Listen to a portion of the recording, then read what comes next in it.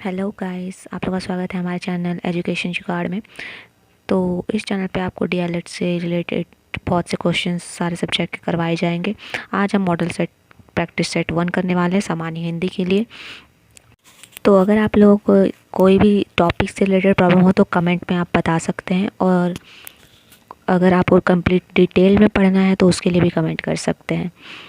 तो ये आज हम मॉडल प्रैक्टिस सेट 1 करेंगे। तो लाइक कर दीजिए गाइस, शेयर कर दीजिए और सपोर्ट कीजिए हमारे चैनल को। और मैं आपको गारंटी दे सकती हूँ कि यहाँ से आपके बहुत से क्वेश्चन एग्ज़ाम में बनेंगे। तो चलिए शुरू करते हैं। हमारा पहला क्वेश्चन है, यह आम पका है और वह कच्चा, वाक्य में यह क्या है? तो यह, और यहाँ पूछा यह क्या है, ठीक है। तो सर्वनाम है, सर्वनामी विशेषण है, प्रविशेषण या परिमाणवाचक विशेषण है, बताना है गाइस, कमेंट कर दीजिए। तो आप हमारे पीछे देख पा रहे होंगे, यहाँ यह और वह दोनों सर्वनाम ही है। तो यहाँ पे सर्वनाम तो हो नहीं सकता क्योंकि दो सर्वनाम एक साथ आ रहे हैं। तो संज्ञा के पहले प्रयोग हो रहा है सर्वनाम। तो यहाँ दो सर्वनाम है, यह और वह, तो ये तो होगा नहीं। संज्ञा या सर्व के पहले होता है तो उसे हम सर्वनामिक विशेषण के रूप में जानते हैं। तो यहाँ पे यह और वह दोनों साथ में आ रहा है का प्रयोग संज्ञा तो सर्वनाम शब्दों के पहले होता है, तो सर्वनाम तो होगा नहीं क्योंकि यहाँ एक सर्वनाम प्रयोग नहीं होगा, प्रविशेषण भी नहीं होगा और परिमाणवाचक भी नहीं होगा क्योंकि ये नाप और तौल के रूप में प्रयोग होता है, जैसे जिस चीज़ को हम नाप या तौल सकते हैं। तो ये भी ऑप्शन गलत है और हमारा सही आंसर होगा सार्वनामिक विशेषण। तो राइट आंसर है सार्वनामिक विशेषण। तो ठीक है, यही होगा आंसर। चलिए नेक्स्ट क्वेश्चन पे बढ़ते हैं। सेकंड क्वेश्चन है हमारा, सर्वनाम का भेद इनमें से कौन सा नहीं है? ध्यान से रखिएगा, यहाँ पूछ रहा है कौन सा नहीं है। कौन सा नहीं है पूछा है यहाँ पे, गुणवाचक तो नहीं, संबंधवाचक। ध्यान से देखिए, यहाँ पे पूछ रहा है नहीं है। क्वेश्चन हमेशा ध्यान से पढ़ना चाहिए। जैसा कि आप लोग को पता है कि सर्वनाम के 5 भेद होते हैं, जिनमें से जैसे पुरुषवाचक, निश्चयवाचक, अनिश्चयवाचक, प्रश्नवाचक, संबंधवाचक और निजवाचक। तो इसमें निजवाचक भी, प्रश्नवाचक, संबंधवाचक भी है, सिर्फ गुणवाचक है जो नहीं है। तो इसका राइट आंसर हो जाएगा गुणवाचक, ठीक है। हाँ, गुणवाचक को टिक कर देंगे। तो 2 का 3। अब 3 नंबर पर निम्नलिखित कौन सा तत्सम शब्द है? इसमें पूछा है तत्सम शब्द है, तो आप लोगों को पता होगा तत्सम जो संस्कृत शब्द होते हैं वो होगा, जो संस्कृत के शब्द होते हैं, जो शुद्ध संस्कृत के शब्द होते हैं वो तत्सम कहलाते हैं। तो इनमें से देख लीजिए क्या होने होगा।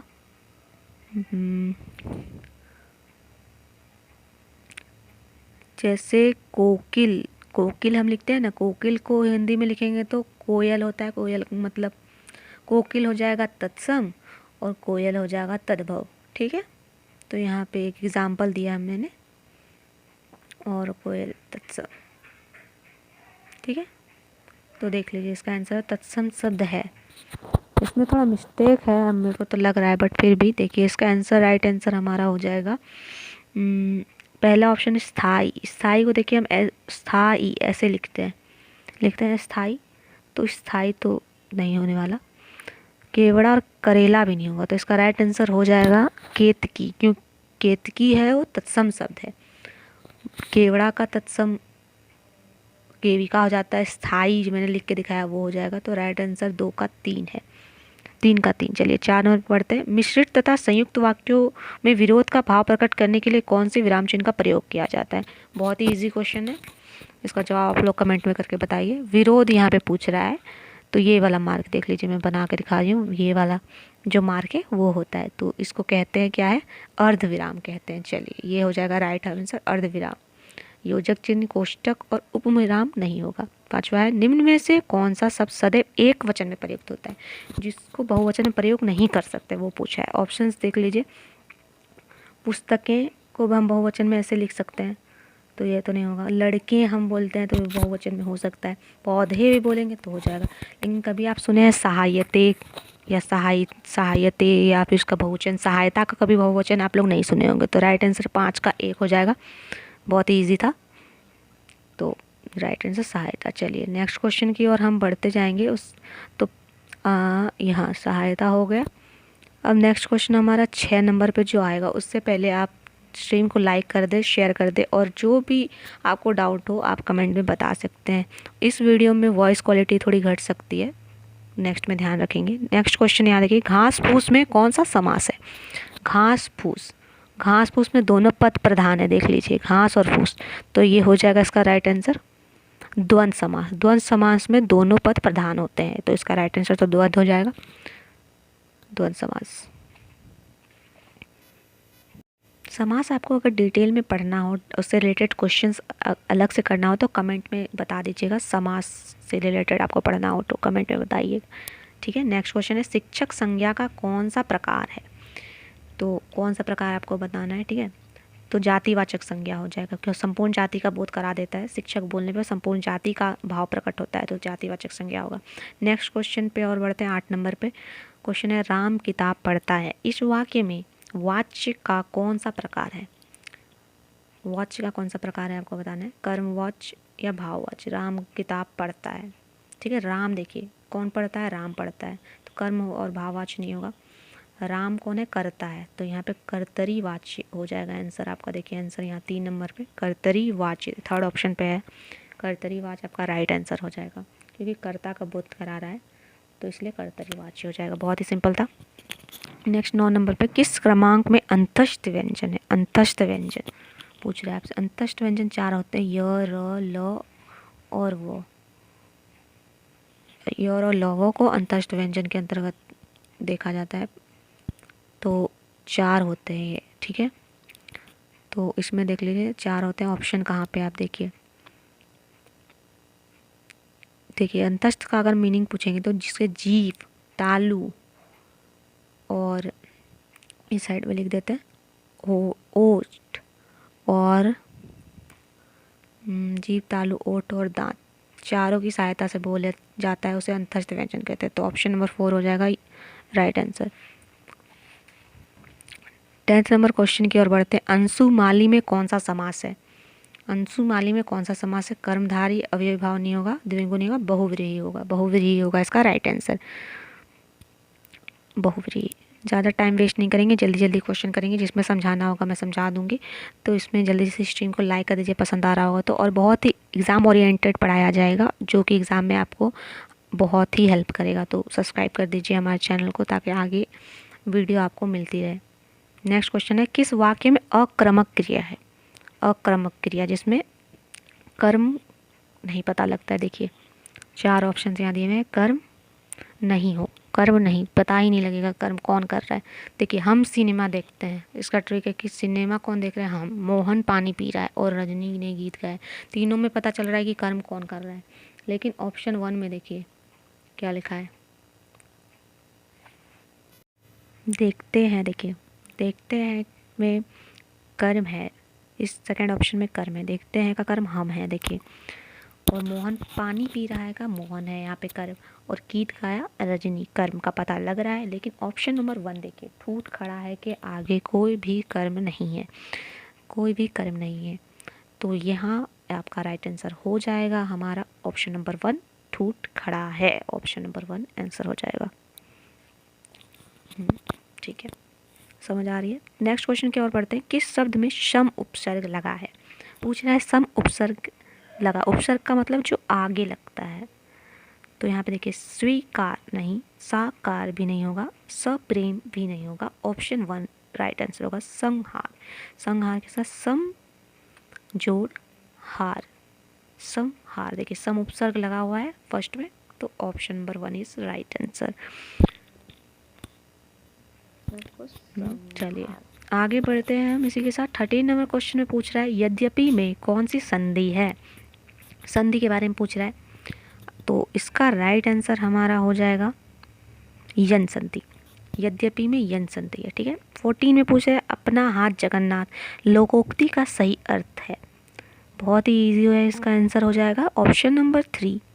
ध्यान से देखिए, अपना काम स्वयं द्वारा ही संपन्न करना उचित होता है, इसका राइट आंसर 3 हो जाएगा।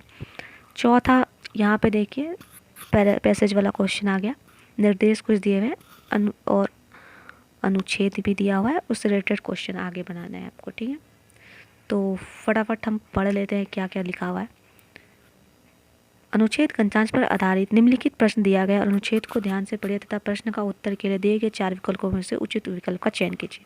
अनुच्छेद लिखा हुआ है, भक्ति काल में मीराबाई नामक एक महिला भी प्रसिद्ध भक्त हुई। वह राजपूत राजघराने की राजकुमारी थी और मेवाड़ राजघराने में ब्याही गई थी, लेकिन उन्हें अच्छे कपड़े या हीरे जवाहरात से कोई मोह नहीं था। वह भगवान, चलिए आगे बढ़ते हैं यहाँ पे। वह भगवान देखिए कृष्ण के ध्यान में डूबी रहती थी, जिनके प्रति उनके मन में अगाध प्रेम था। वह उनकी पूजा करती थी, उन्हें भक्ति भाव से गीत रचा करती थी। वह हर समय उन्हें गीतों को गाती रहती थी। मीरा के ये भजन आज भी सारे भारत में गाए जाते हैं। ये था हमारा पैसेज और उसके रिलेटेड क्वेश्चन है मीरा बाई कौन थी। फर्स्ट क्वेश्चन है यहाँ पे, मीरा बाई कौन थी, बताना है आपको मीरा बाई कौन थी। तो ऑप्शंस यहाँ पे आपको 4 दिए गए हैं, बताइए क्या होगा। तो इसका राइट आंसर देखिए, वीरांगना तो नहीं थी, रानी, मध्यकालीन रानी, नहीं ये भी नहीं होगा। ऐतिहासिक विदुषी, ये होगा नहीं, बिल्कुल नहीं। ऑप्शन हमारा सही होगा, भक्ति काल की प्रसिद्ध भक्त थी वो, भक्ति काल की प्रसिद्ध भक्त थी, ये हो जाएगा हमारा राइट आंसर। यहाँ आप देख लीजिए, यहाँ पे मैसेज में लिखा होगा भक्ति काल में मेरा एक महिला प्रसिद्ध भक्त हुई। देखिए भक्त आराम से फर्स्ट लाइन में ही आंसर मिल रहा है, तो ध्यान से पढ़िए और उससे रिलेटेड क्वेश्चन आराम से बन जाएंगे। ये तो सबसे ईजी रहता है, ये अगर एग्ज़ाम में आएगा इससे रिलेटेड तो आपके तो चांदी चांदी हो जाएगी। तो आंसर आपको मिल गया होगा। नेक्स्ट क्वेश्चन भी पढ़ते हैं हमारे 16 नंबर, भक्ति काल की प्रसिद्ध भक्ति, ये तो आंसर हो गया 15 का। अब 16 नंबर पे पढ़ते हैं, दिए गए, यहाँ पे क्या रुकिए एक मिनट, हाँ यहाँ पूछा दिए गए विकल्पों में से सही वाक्य का चयन करें। तो देखिए यहाँ पे 4 वाक्य दिए हैं, तलवार एक उपयोगी शस्त्र है, या शास्त्र है, या फौलाद है, या अस्त्र है। ये आपको बताना है यहाँ पे, तलवार एक उपयोगी शस्त्र, अस्त्र या फौलाद या शास्त्र क्या है, इसका आंसर आपको बताना है।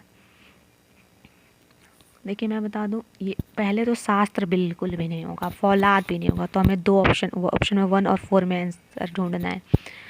तो देखिए शस्त्र और अस्त्र, अस्त्र का मतलब मैं आपको यहाँ पे सिंपली शस्त्र और अस्त्र में डिफ्रेंशिएट करने बता दूं।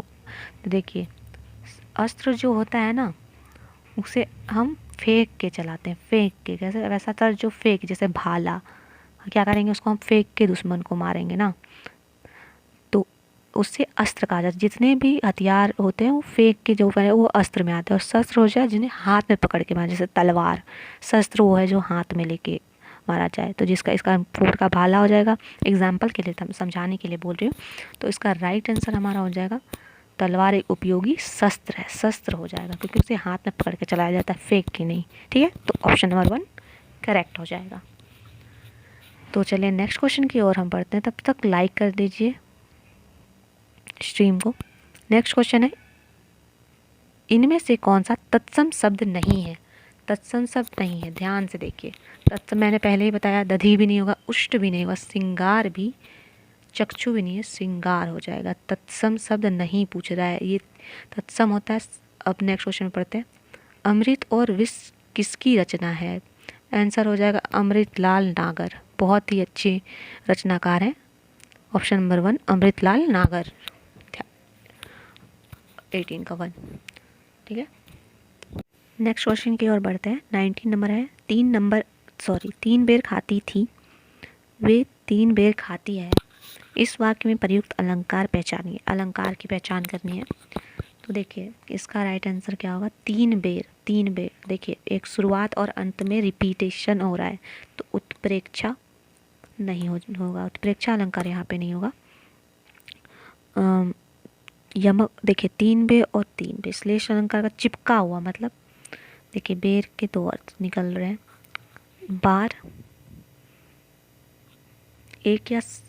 एक शब्द के 2 या 2 से अधिक अर्थ निकलते हैं तो उसे श्लेष अलंकार कहा जाता है। आपने पढ़ा होगा, तो राइट आंसर होगा श्लेष अलंकार, क्योंकि देखिए 3 बेर, अर्थ देखिए भिन्न भिन्न निकल सकते हैं। बेर मतलब बार भी हो जाता है और बेर मतलब वो खाने वाला बेर भी हो जाता है। तो इसका अर्थ देखिए डिफरेंट हो रहा है, तो 4 नंबर हो जाएगा। श्लेष अलंकार राइट आंसर होगा। नेक्स्ट क्वेश्चन की ओर पढ़ते हैं। 20 नंबर पे देखिए, किसी की या का पाकर उसके प्रति डैश का भाव प्रकट करना आवश्यक है। दिए गए विकल्पों में से सही विकल्प का चयन कर रिक्त स्थान की पूर्ति कीजिए। तो राइट आंसर यहाँ पे देखिए ऑप्शन 4 दिए गए हैं। राइट आंसर हो जाएगा ऑप्शन नंबर 2, सहायता कृतज्ञता। नेक्स्ट क्वेश्चन 21, निम्न विकल्पों में पुल्लिंग शब्द कौन सा है? बहुत ही ईजी, धरती, सेना, मणि, कुटुंब। कुटुंब पुल्लिंग शब्द है। नेक्स्ट है, दिए गए विकल्पों में से कौन सा सही विकल्प प्रत्यक्ष शब्द का समानार्थी शब्द है? समानार्थी, तो ऑप्शन 1 भी नहीं होगा, 3 भी, अविश्वसनीय, साक्षात, प्रत्यक्ष, साक्षात, यही हो जाएगा answer. Option number 2 right answer होगा, साक्षात। ठीक है, 23 पे बढ़ते हैं। बहुत ही इम्पॉर्टेंट क्वेश्चन, तो चलिए ध्यान से पढ़ते हैं क्वेश्चन को, आराम से ऑप्शन देखिए। तो ऑप्शन आराम से पढ़िए, मैं टाइम दे रही हूँ। इसमें थोड़ा दिमाग लगता है, कंफ्यूज भी होता है, तो ध्यान से कीजिएगा। ऑप्शन देख लीजिए, सॉरी, हाँ देखिए, तो मैं बताती हूँ, इनमें इस वाक्य का सही क्रम लगाना है। तो ठीक है, तो बी देखिए, इसको ये फर्स्ट हो जाएगा शुरुआत। ए देखिए, ऑप्शन ए 2 नंबर हो जाएगा, और ये सी हो जाएगा 3 और 4, ये होगा सही क्रम। तो ऑप्शन देख लेते हैं क्या होगा, BADC, option number 4 right answer है। ध्यान से पढ़ लीजिए, पता लग जाएगा। नेक्स्ट क्वेश्चन, किस रस का स्थायी भाव निर्वेद है? रस का क्वेश्चन आ गया गाइस, तो इसका आंसर हो जाएगा निर्वेद पूछ रहा है, तो शांत, शांत हो जाएगा, ऑप्शन नंबर 2। लास्ट क्वेश्चन है, उपमेय और उपमान का अभेद आरोप होने पर होता है? अलंकार पूछ रहा है, बताइए। रूपक अलंकार राइट आंसर हो जाएगा। आई होप आपको स्ट्रीम पसंद आई हो। इतने ही क्वेश्चन थे, 25 क्वेश्चन थे। वीडियो में मज़ा आया होगा तो लाइक कर दीजिएगा, और बताइए आपको किस किस टॉपिक से रिलेटेड क्वेश्चन चाहिए। सेट 1 यहाँ पे कंप्लीट हो गया, सेट 2 के लिए कमेंट कर दीजिए, लाइक कर दीजिए वीडियो को, और कमेंट में बताइए हमें कि आपको क्या पढ़ना है और किस सब्जेक्ट का चाहिए। जैसे आपको कोई टॉपिक वाइज पढ़ना हो, जैसे समास पढ़ना हो, रस पढ़ना हो, अलंकार पढ़ना हो, और उससे रिलेटेड ही 30 से 25 या 30 क्वेश्चन करने हो लगातार, तो वो भी बता दीजिए डिटेल में, सिर्फ उसी टॉपिक से आपको समझा के पढ़ाया जाएगा। तो सब्सक्राइब कर दीजिए और बेल नोटिफिकेशन ऑन रखिएगा। और ये मेरा पहला वीडियो था, थोड़ा टेक्निकल इश्यू भी हुआ है, लेकिन नेक्स्ट वीडियो में मज़ा आएगा। तो ठीक है गाइज़, बाय।